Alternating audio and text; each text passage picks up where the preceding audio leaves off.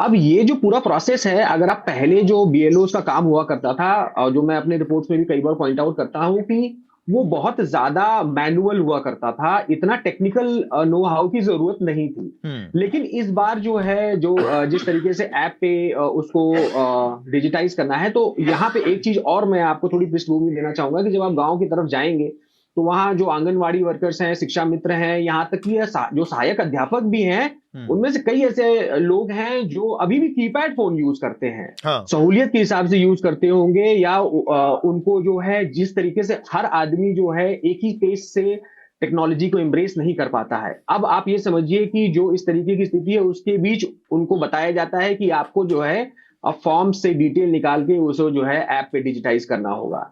तो यहाँ पे जो मेन कमी जो मुझे नज़र आई वो थी, एक तो पहली थी कि अवेयरनेस की।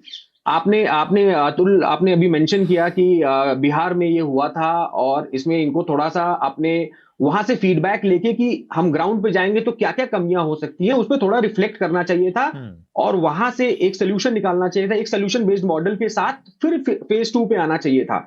लेकिन कुछ ज़्यादा ही जल्दीबाज़ी दिखाई गई और फेज़ 2 शुरू कर दिया गया और यहाँ पे ना कोई ट्रेनिंग दी गई। जो दूसरा मुद्दा है अवेयरनेस के बाद जो दूसरा मुद्दा है वो है ट्रेनिंग का। हुँ। जब नॉर्मली जब असेंबली और लोकसभा इलेक्शंस होते हैं तब भी उस समय भी जो है बीएलओज़ को एक ट्रेनिंग दी जाती है इलेक्शन कमीशन की तरफ से और वो हर बार दी जाती है, जबकि वो ट्रेनिंग अब पुरानी हो गई है। यहाँ तक कि बीएलओज़ एक ही काम करते-करते वो जान चुके हैं कि भाई हमें अगर इलेक्शन ड्यूटी में जाना है तो हमें क्या करना है। हाँ। लेकिन जब उनको ज़रूरत थी कि एक छोटा-सा ट्रेनिंग दे दें कि भाई ये काम है और वहाँ से भी एक छोटा-सा अगर फीडबैक ले लेते कि नहीं ये एक काम एक आदमी नहीं कर पाएगा, तो भी उनको ये चीज़ समझ में आ जाती। लेकिन ये जिस तरीके से इतनी जल्दीबाजी में इम्प्लीमेंट हुआ है, वो एक तरीके से पूरा एक नासूर बन गया इस पूरे एक्सरसाइज़ के लिए।